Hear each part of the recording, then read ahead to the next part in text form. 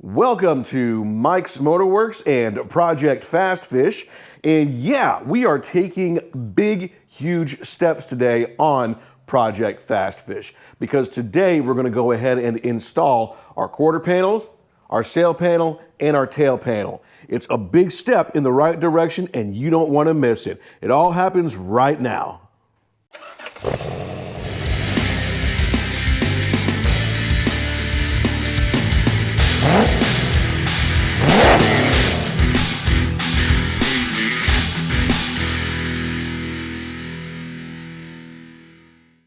On the last episode, you saw that we went ahead and took care of the door panel skins, and those things turned out fantastically. In fact, I'm going to go ahead and show you what was done after that video. I didn't capture a whole lot of the process of hanging the doors, but I wanted to show you what the results were.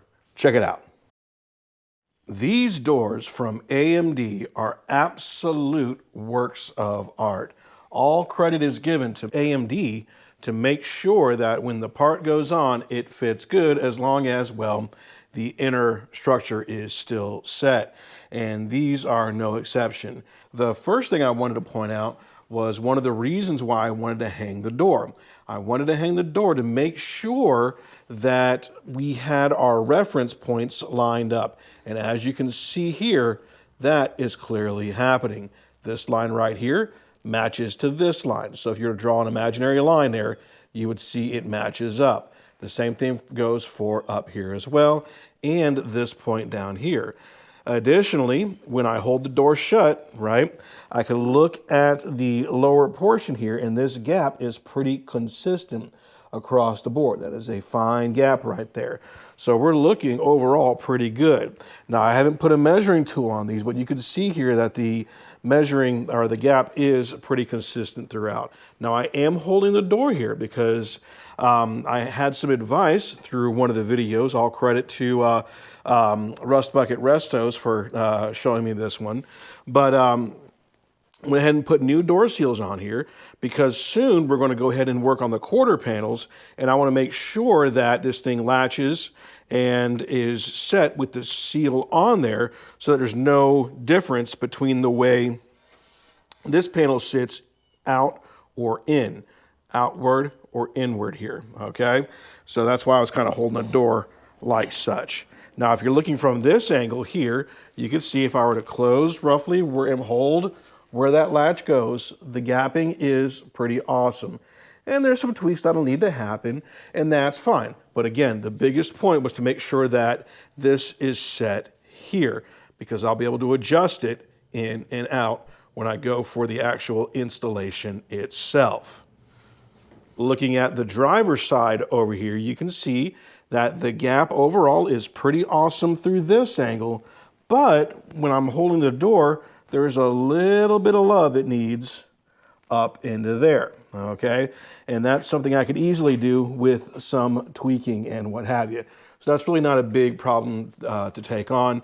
I should be able to adjust the door a little bit more to make that work. But I am still getting that alignment here and here. Now, when it came to putting the door on the vehicle, I haven't got the latch yet. That'll come in when I get the hardware for it. I couldn't find and locate the screws, or I tossed them away because they were rusty or what have you, so I need to get the latch screws. But getting the hinges on was, well, no easy task. And that's because, well, for several reasons. First thing is one, this little jig here, okay? Usually it is no task for a single person or even two people to get this door, balance it on someone's knees, right? Use someone's knees, kind of hold it up and get it into place and work everything into place and go from there. And that's great. This door is quite heavy. Additionally, at Grady's Automotive, we have access to this little jack here, this little hoist for doors that's made for, well, removing doors and putting doors back on and adjusting doors. But because of the jig, there wasn't enough lift to make that happen. And yeah, on this door, we put it on blocks and that worked, but that wasn't really the safest. And I was like cringing the whole time because I was like, if something happens to this door, that is a lot of repair and a lot of work that needs to be done. And I was really, really leery of that. So what we did instead was we used 2 horses to kind of get this on, okay? Now, notice the hinges over here. I guess I could best go ahead and show it with the door closed here. Notice the hinges here, all right? If this is your first time putting on hinges, note that the forward bolts on the top latch or the top hinge go on the outside and the other one comes from the inside. And same things down here, that the 2 forward are on the forward and then the 2 inside ones are in the back. Now every door has its own bolt as well. I should say on the door, the face of the door, you can kind of see that the bolts use the smaller washers. These use the bigger washers. And the same thing goes up here. There's 4 on the bottom, 2 on the top, alrighty? So you can kind of see how that works into here. Now we do still have some adjustment and we had to tweak this even to get it into place right now. And you could even see right here that the seal isn't quite lining up or what have you. So those are some tweaks and such that we're just gonna have to make as time moves forward with the project. No big deal. I'm expecting a lot of those little tweaks that'll be needed and required as time moves forward. But overall, looking back, that looks pretty awesome. I am really satisfied with that. Now off camera, I've been doing some work as well. I've been cleaning up this upper cowl as well. Got some ugly work down here that needs to be covered with some body filler. And I'll use the all metal up there for that. And then of course up around here, we went ahead and stripped it down. Now it doesn't need to be perfect, okay, because this isn't that kind of restoration, but the idea was to just knock the loose paint off with the wire wheel and the conditioning disc. And then I want to go ahead and spray this with some urethane primer. And then with the doors hung, I'll be able to go ahead and take this part off. And I'm going to do that off camera. Now, in that same video segment, you heard me mention missing the hardware for the door latches. So check out this short segment. For those interested here, Fasteners, if you are trying to put in your latch on your door and you by chance misplace or need to replace your screws or your fasteners for the door latch, super easy purchase. Simply go and pick up a pack of screws from your hardware department. These are 1/4 by 20, so 1/4 by 20 thread with 3/4 length. Now the recommended length is I believe it was 5/8, but the 3/4 were working absolutely fine here on the ebody. Make sure they are in stainless steel and make sure you get the oval Phillips there. And that should be a perfect fit for your job. So again, go to the hardware store, stainless steel. They don't need to come from some muscle car restoration facility or what have you. A simple purchase. These were like less than $5. So there you go. And of course, that's prices based off of 2024, because I'm sure in 2025 or past, they'll be like $10. And of course, from there, I went ahead and just did a quick overview of the quarter panel itself, one of the quarter panels, and did a couple of quick shots of the tail panel. And that gets us to where we're at right now. So check out that segment and let's jump on into where things currently stand. From an auto body perspective, these AMD pieces are absolute works of art. And they are spectacular to look at. So all credit again is given to AMD. And conveniently, I'm using the AMD door panels, right? The AMD skins, which should work really, really well here. Now I will note, if you are shopping, okay, for your quarter skins, especially for E-bodies, AMD does not include the brackets, so you have to salvage your bracket, or don't do like this knucklehead did and cut the brackets, because then you'll be shopping for a new one and trying to salvage one from somewhere. Fortunately, I had a donor, right? And when I get to that donor, I'll have to find them from somewhere. But The bracket that goes over here is not here. Now on the Dynacorn pieces, they are. But I recommend, especially after watching a couple of videos that are out there, if you're using Dynacorn rear quarters, use Dynacorn skins. If you're using AMD, use AMD. Both are fantastic products, right? But we're gonna focus on AMD and give AMD some love right there. By the way, there's your information for your quarter panel. Let's take a look at the other side. Again, wow, wow, wow. Just look how everything is fit. You know, this is the full quarter panel, not the skin. And of course, I chose this direction because the whole quarter panel needed to be replaced. A skin wasn't going to do it here. So we have everything that's needed to mate up with, well, what's needed here on the car.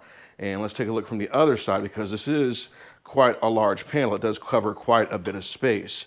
This is looking at it from the roof, so as if you were looking from the back of the car. So if I'm standing at the front of the car, this is kind of how it looks from the top, if you will. And you can kind of see how that flows there and how much space. Yeah, this covers a lot of ground here. So there's a couple things that I want to do. I'm going to go ahead and get this test fit into place. And hopefully I can get the other one test fit into place along with this sail panel. And we'll get to see how things are kind of lining up for my initial measure. Now this is just my initial measure, my initial test fit. You know, if things need to be trimmed or things need to be moved or nudged, we're gonna make that happen. But the idea here is to make sure that we can get a base test fit so that on final fit day, we can make sure that everything is fitting as needed. Just so you know, this is not the way things are gonna turn out for its final assembly. This is just an initial test fit. As you can see here, there are a lot of gaps that need, you know, a lot of love. That's not going to work. I mean, look how big it is here compared to here, right? There's a couple other things that need some adjustment as well. But this served as getting everything test fit into place. Now, I didn't want to show you and bore you with the process of the initial test fit because there was a lot of things that needed to be tweaked and adjusted as it was going on, and it's still going to need to be tweaked and adjusted for the second time around. Example, that gap there, placement, so on and so forth. So I wanted to take you through the results of the initial test fitting. Now, test fitting is very, very important because you cannot expect the panels, even as good as they are, say from AMD or some of the higher end manufacturers, to turn out absolutely perfect the first time you put it on, all right? It's not like putting pieces of a puzzle together and saying, hey, it's gonna fit perfectly. Unfortunately, some of these puzzle pieces need to be trimmed, need to be kind of fit and tweaked and nudged into place, all righty? And that's what we have going on here. So let me take you through a couple of different things that we did. The first thing that I fit was the tail panel itself. And this was initially an easy task, but then it became a not so easy task. Alrighty, and here's what I found out. One, this area down here was kicked up a little too high. Alrighty, this caused some alignment issues here, which caused some alignment issues here. So I had to kind of nudge and work this into place. So what I did is I simply found our center point, all right, drilled a reference point, and then kind of worked everything down or up to fit the panel itself, ensuring everything was level. And this took a little bit of while, and I even took a moment to kind of take this section right here and kind of turn it in just a hair to make it fit better. Now you can see right here, I got a little bit of a little ding that occurred while I was working with the panels, and it came off the clamps and such while I was working with it. It was a big oopsie, so we'll just have to fix the oopsie a little bit later on. So what seems like a quick transition for you guys, or whatever transition I used, whether that was a fade or a crossfade or a little fancy dealy, right, has literally been all day for me. But I wanted to give you an update on where things currently stand. Now, we're still in the test fitting process. In other words, things aren't perfect just yet. And there's some things that I've learned that I needed to tweak, and I'll need to tweak. And quite frankly, before I show you, that's one of the objectives here of Project Fast Fish, is to journalize how things have been going with the project. Because this is the first time I've ever tackled anything like this. And I'm sure, you know, if it's your first time doing anything like this, you're learning and what have you. So there's a big, big learning process. I'm listening out for rain here. It's raining. There you go. All right. So with that in mind, I wanted to show you where things are at. First things first, notice here, I went ahead and If you can, I'll zoom in there. I don't know if it'll work here. There you go. You can see these little marks. Those are some points that I cut in to allow me to work with this panel when it comes time to get this welded in. These gaps give me a little bit more wiggle room in getting this panel into place, okay? And those look really, really awesome. Now, if I close the door here, okay, you will see that overall, the panel lines up pretty awesomely. Now, I'm gonna have to pull it up just a hair, all right, to get it lined up with the door. And I would even say that the door probably needs to be pulled up just a little bit more, so that's fine here. So when I go to install this, I'll make sure that I install this panel just a little bit higher to match with the line here. No big deal. I am well within my grounds to do that. Okay, additionally, okay, when I'm looking at my gaps over here, everything is pretty awesome, okay, even with them not being welded in, so I'll be able to work that accordingly. Now, I will admit that this panel went in a whole lot smoother than the other panel, and that's probably the product of, well, one, everything I did on the car, I did on that side first, in other words, the other side, then I did on this side. Even when I did the wheel well video, I did the wheel wells over there, then I did the wheel wells over here, okay? I did the trunk extension over there, then I did the trunk extension over here. You see how that works, okay? But things are looking really, really awesome. Things are tucked in, nice, clamped in. Still got a little bit of wiggle room over here to make those bolts line up, but I'm happy with it, okay? And up here, I will go ahead and plug, make some holes when I do my panel prep for my rosette welds, and there you go. And you can even see here, I took the time to clamp those against the, well, where the glass goes, the glass gutter, if you will. And even the sail panel turned out pretty awesome as far as alignment. Now, there's still some adjustments that I need to make. You can see that this guy is a little bit further out, so I'll need to make some adjustments for that, but I'll worry about that when it comes time for the installation, okay? You can see here I got the trunk gutters clamped in, and even back over here, things are looking really, really awesome. Now, there are some panels that I'm gonna have to get in. I'm gonna have to make sure I take care of these. They're not in right now because these need to go kind of inside and outside and fit in a special spot. And I don't want to burn these in because once these are set, these are set. So when it comes time for installation, I'll go ahead and figure out where I'm going to weld these, make my holes, prep them, and then kind of loosely place them in there before placing in the quarters. But even here, everything is bent over properly and folded in, and I got a nice clean gap right here. Now notice too, if you're looking from the side, okay, things are looking pretty good, just a hair below, right, and about that much gap over here, and that remained consistent, all right, even over here. All right, a little bit deeper recession, so I'll have to fix that, but you know, a little bit better over here. No big deal. When it comes time for the final installation, I'll be able to take care of that, okay? Over here, the gutter is not sitting as flush into here, so I'll have to make sure I take care of that beforehand, right? And in fact, I'm probably going to drill, when I do my final set on these, after I do my prep work and such, I'm probably going to drill calicos and calico these in as I get my final parts done there for my final set. Up here, everything is clamped in for the sail panel to the trunk extensions, okay, and everything is looking really awesome right there. Now, I did make two big mistakes. Mistake number one, this outside wheel well was installed about a 1/4 inch too low, okay? And that makes a big difference. 1/4, 1/8 inch, something like that, right? So what I had to do was, if you look there, you see these right here? I had to cut those out and then kind of pull those upward, not with the pliers, but I hammered them up so they were all nice and neatly done, allowing me to get this panel to sit in higher up because I had a hard time matching the gap with the door, okay? It fit fine, but it was fighting me, especially on the taillight panel where it goes into the taillight panel and that door where it goes in the door panel, okay? Or I'll show you in just a second. And overall, okay, it's not ideal, but I will be able to work these down and weld these once I get it on the rotisserie, okay? So I'm not doing that from an awkward position, okay? So if I had to do it all over again, I would probably, one, make sure that this well is as high as it can go, or two, hold off on the installation and just basically screw it in before burning it in, before I installed while I'm installing, I should say, this panel. All right, now I realized that in the other video, when I put the wheel panels in, I said, you know, hey, you can do them both together. And honestly, I was close, okay? It was really, really close, and that's perfectly fine, okay? Now, the other mistake that I made was over here.